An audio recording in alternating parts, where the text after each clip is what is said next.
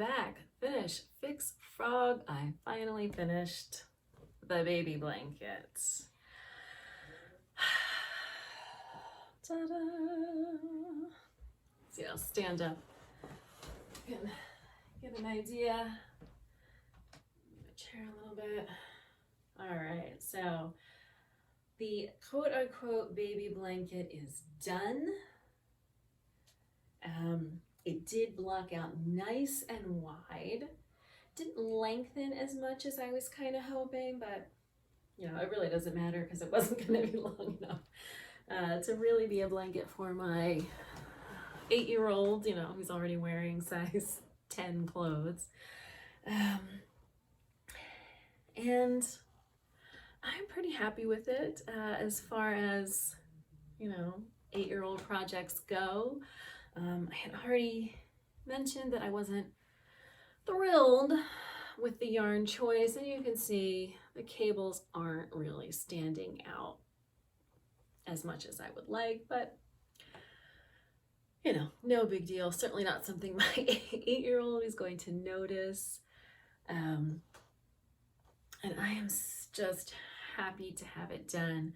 What I will say about the yarn is that it is nice and warm. It is not the softest, but this is just a 100% Highland wool.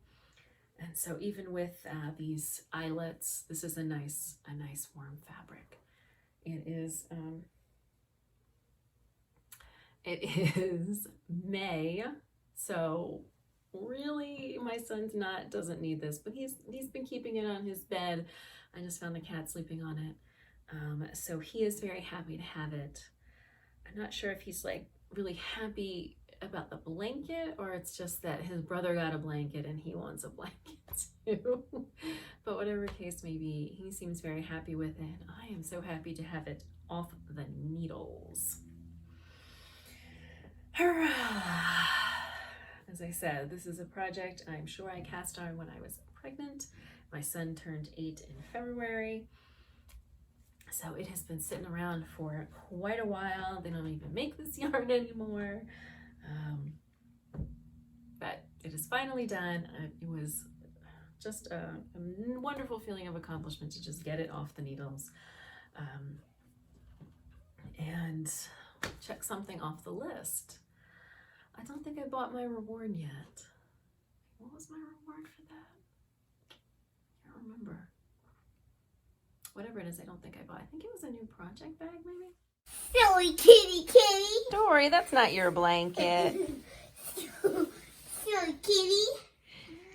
So, JJ, do you like the blanket that Mommy made for you? Yes.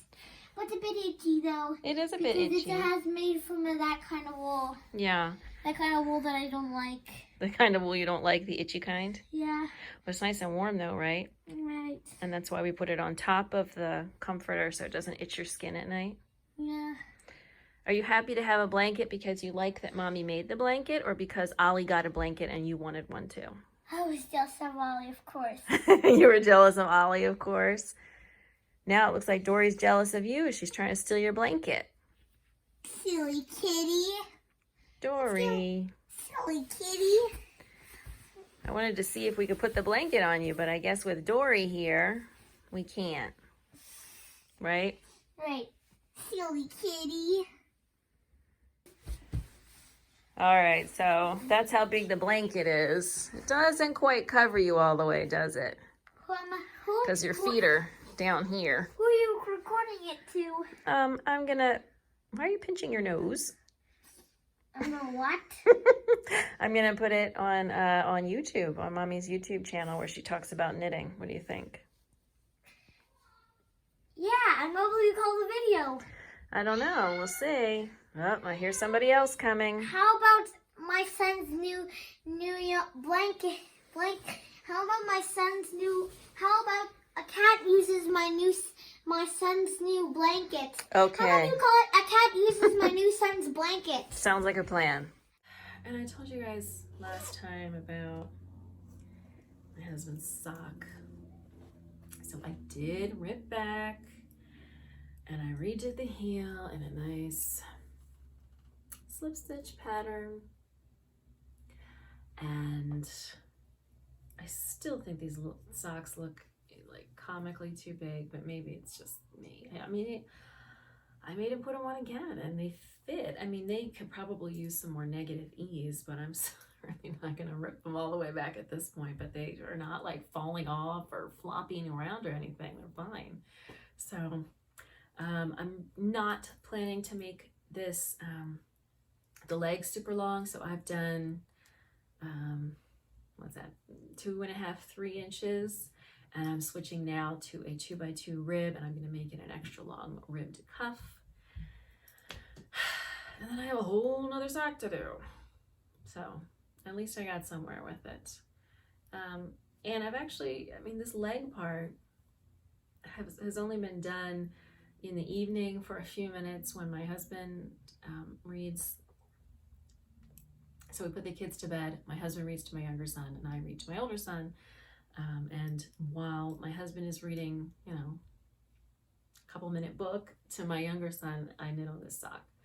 And it's, you know, it's going plenty fast. I don't know what it is about these socks that I just don't want to work on them. You know, I'm using this sport weight yarn. It's not as if, oh, they're knit on, you know, it's a US 3 needle. There's really nothing wrong with them. I've developed some kind of block about the socks. And this is definitely something I really want to get off the needles. So I checked my list, and after getting the blanket off the needles, this is the next project that I have to work on. It's kind of, you know, I buy project bags to be very season specific, but then I end up with so many whips that they just get stuck in like completely seasonally inappropriate bags. So this is a very fallish project bag that I love, but it is, again, May and 80 degrees outside.